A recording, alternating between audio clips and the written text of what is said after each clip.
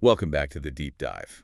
This is where we take the sources you've shared and we really dig into them. We pull out the most important bits of knowledge, the key insights. Yep, the goal is basically get you up to speed quickly. Exactly.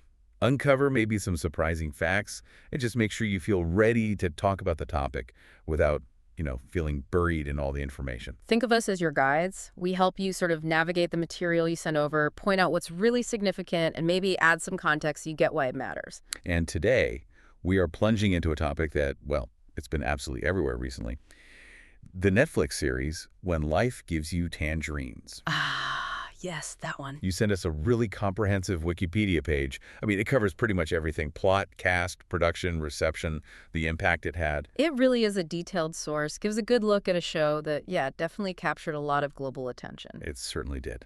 So, our mission today, unpack all of that. We want to find those key nuggets in the info that help explain why this show resonated so deeply, worldwide. And maybe pull out some details that are genuinely surprising when you see the whole picture laid out like this. Precisely. Yeah. Okay, let's unpack this. Let's do it. So, first things first, based on what we have here, what exactly is this series? What's the genre, the setting? Okay, so at its core, it's described as romance and slice of life. Right. The setting is primarily Jeju Island. That's key, though there are scenes in Seoul too. And the timeline is huge. It starts way back in the 1950s and goes right through the 2000s. Wow. Okay. Decades. And the actual story, the premise. Well, it follows the life of a woman named Isun. The source describes her life as adventurous and having many trials. She's born poor in Jeju, 1951, and she has this ambition. She wants to be a poet. Okay. And alongside her story, there's Gwon-sik. He's a young man who the source says deeply cherishes and loves her. Oh. So it's really about their connection over all those years, their lives unfolding as Korea itself is changing around them. Gotcha. And one of the things that jumps out immediately from the description is the narrative structure. It doesn't sound like a straightforward A to B story, does it?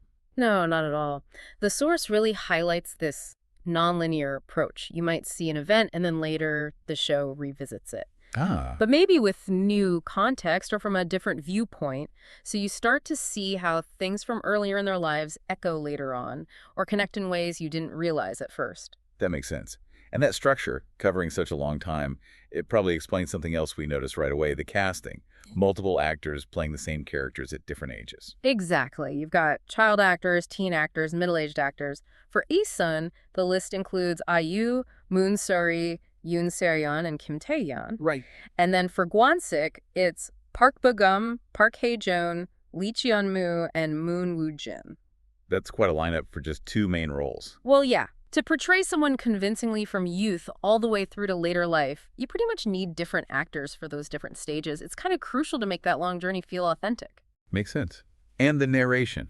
That seems like another key piece of how the story gets told. Yeah, absolutely. It's narrated, apparently, by an older character named Yang Go-myung. And she is. We learn she's the eldest daughter of Ae-sun and Gwon-sik, and the style is described as, like, poetically looking back at the past. Interesting. And here's another notable detail.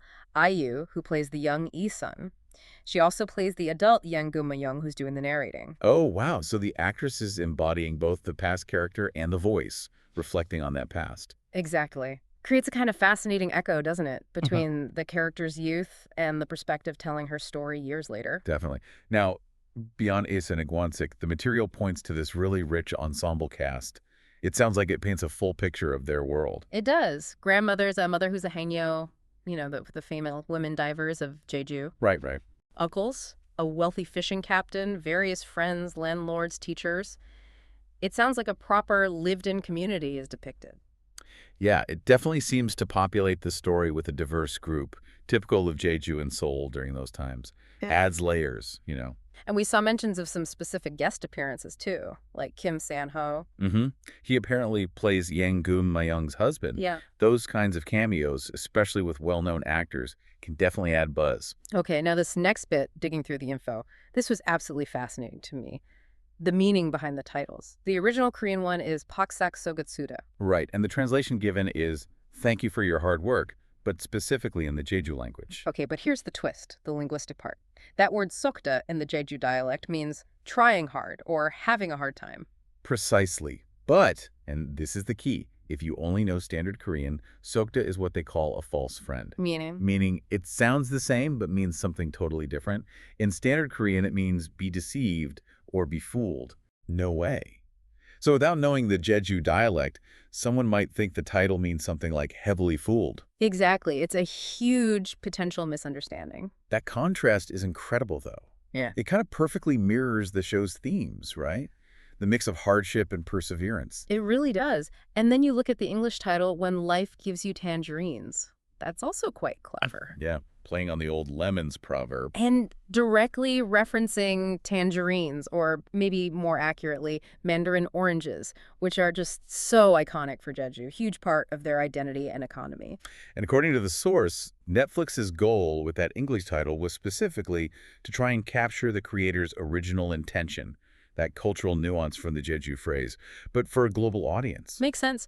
They even mention the Chinese title uses a similar kind of wordplay on a proverb. It shows real thought going into the localization, trying to convey the spirit, not just the literal words. Especially important with regional dialects and cultural sayings. Yes. Okay, shifting gears a bit to the production side, we see some familiar names collaborating again. The writer, Lim Sang-chon. She was behind when The Camellia Blooms, which was huge. Right. And the director, Kim Won-suk, he'd worked with IU before on My Mister, and this was his fourth time working with Park Hae-jun, too. So established relationships there probably help things run smoothly. You'd imagine so. Having that shorthand can make a big difference. And the budget we saw reported around $60 billion. That's pretty substantial. Oh, yeah. That signals a major investment. Recreating different historical periods, filming on location, especially on an island like Jeju, that takes serious resources to do well. Makes sense. Filming was mostly on Jeju, as you'd expect, but we also saw Andong mentioned as a location. And it sounds like a production got rolling fairly quickly once the main cast was set. Yeah. Script reading and filming kicked off in March 2023. Yeah, that timing suggests they were well prepared, ready to go once the actors were officially on board. The music also seems like a big component. The source mentions the soundtrack came out in parts, Act 1, Act 2, Act 3, then a combined album. Yeah, that's a common strategy. Releasing it incrementally builds buzz as the show airs, lets you highlight different themes or moods as the story progresses. And we saw some track titles listed, like Midnight Walk, Ode to the Green Spring, Name, Whole Wall, To the Land of Hope, My Love by My Side. Gives you a feel for the tone. And it's noted that IU actually performs one version of Midnight Walk. Ah, interesting. Star power contributing to the soundtrack, too. Yeah, the music in these kinds of period dramas is often really crucial, isn't it? Helps transport you, anchors you emotionally in that time and place. Totally. Now, looking at how it was received, Yeah. the critical reaction detailed here seems, well, overwhelmingly positive. 100% on Rotten Tomatoes based on the 6 reviews mentioned. That's pretty stunning. It is. That kind of critical consensus, at least from the reviews cited, points to a really strong positive reception. And the quotes they pulled out are quite powerful. Time magazine called it devastatingly profound. Said it showed the story of Korea's modernization and Jeju's rich and distinct cultural history. Yeah, and India Today framed it as more than just romance, called it a meditation on time, on love, and on the quiet labor of care. Wow. And the South China Morning Post, they praised how it masterfully bridged past and present, went so far as to call it one of the very best K-dramas of all time, and quite possibly the most Korean of them all. High praise indeed. These reviews really pick up on how it seems to weave together the personal stories with that bigger picture, the history, the culture. That seems key to its impact. And that comparison that kept coming up in the source to Reply 1988. Yes, another much-loved K-drama. Both seem praised for evoking that warmth, that nostalgia tied specifically to the Korean experience. And it's pointed out that Park Bo-gum, Gwansik, he was also in Reply 1988. Right. Nice little connection there for viewers who know both shows. So beyond the critics, what about the audience? The viewership numbers look pretty impressive too. It spent 9 weeks in the global top 10 for non-English shows on Netflix.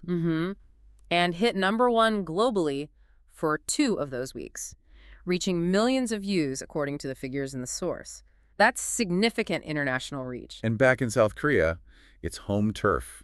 Sounds like it was huge there too. Yeah. Gallup Korea ranked it as the favorite program for 3 straight months, March, April, May 2025. Wow. Holding that top spot for a whole quarter indicates incredible, sustained popularity domestically. And it dominated those topicality rankings from Good Data Corp. Not just the show, but the actors too. IU, Park Bo-gum, Kim Seon-ho, Lee Jun-young, Choi Dae-hoon.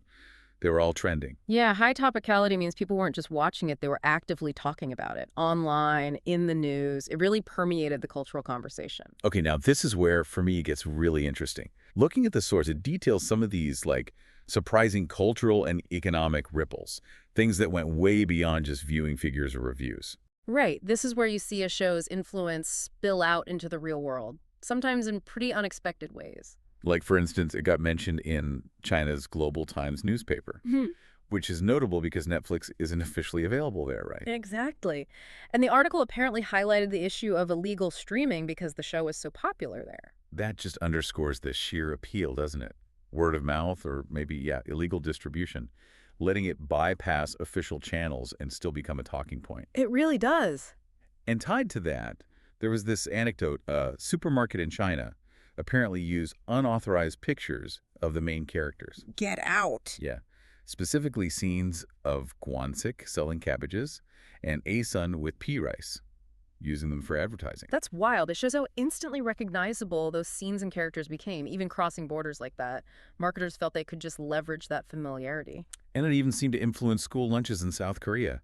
The source says schools started adding barley and pea rice, squid, mackerel dishes featured in the show to their menus. That's amazing. Putting food from the show in the school cafeteria. That's such a charming, tangible connection. Maybe introducing younger kids to dishes from that era. And product placement, or maybe just association, seemed to work too. Reported sales increases for things like sesame oil, perilla oil, certain soju brands seen in the show. The power of seeing things on screen, I guess, even everyday stuff. Influencing what people buy. And on a more official track, Netflix Korea put out merchandise keychains, plushies, Standard practice for a hit.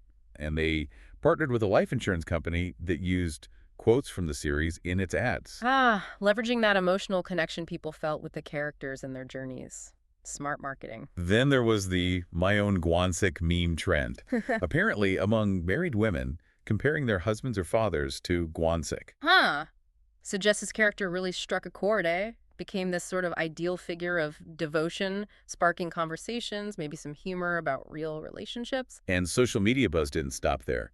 Mimicry challenges based on Choi Dae-hoon's Mr. Hossie character and Kim Seon-ho's guest role. Okay. And the source even notes that Ariana Grande shared clips related to the Kim Seon-ho challenge. Seriously, Ariana Grande. Wow. Okay, when a K-drama moment jumps to that level of global pop culture visibility, that's something else. Shows how viral some elements became. Absolutely. And maybe one of the most significant real-world impacts mentioned was on Jeju tourism. The island's tourism organization actually noted a clear increase in interest. Which reportedly led airlines like Korean Air to add extra flights to Jeju, specifically during the spring season. And crucially, this success led to an official agreement between the Jeju local government and Netflix Korea. Oh. Yeah, to support future productions featuring the island. Now that's a tangible long-term impact. The show didn't just showcase Jeju, it actually created a pathway for more investment, more stories centered there, using its cultural capital for future development. That's huge. Definitely. Okay, finally, let's just quickly touch on the awards. Big recognition at the 61st Baeksang Arts Awards, 8 nominations, 4 major wins. Yeah, taking Best Drama is obviously the top prize. Plus wins for the screenplay, Best Supporting Actor for Choi Dae-hoon, Best Supporting Actress for Yeom Hae-ran. That highlights the quality across the board, writing and acting. And it also landed on Entertainment Weekly's list of the best Korean shows on Netflix. So these awards just cement its status, right? Not just popular, but critically acclaimed, recognized by the industry. So wrapping this all up, looking back at everything we've pulled from the information you shared, it seems pretty clear why When Life Gives You Tangerines became this, well, global phenomena. Yeah, it's that mix, isn't it? A deeply human story, but set against a very specific historical backdrop. Great performances across different ages, that unusual narrative style. And that really deep, authentic connection to Jeju's specific culture and language. Exactly. It really demonstrates how a story so rooted in one particular place and time, using regional dialect, showing specific historical moments, how that can somehow resonate so powerfully with people all over the world. It really does. Which I guess leads to a final thought for you to consider. What does the massive success and all these surprising cultural ripples from a show like this, so specific to 20th century Jeju, What does that tell us about the universal human themes, the experiences that connect us all, really, no matter where or when a story happens to be set? Something to definitely mull over. A powerful reminder, maybe, of the universal language of just authentic storytelling.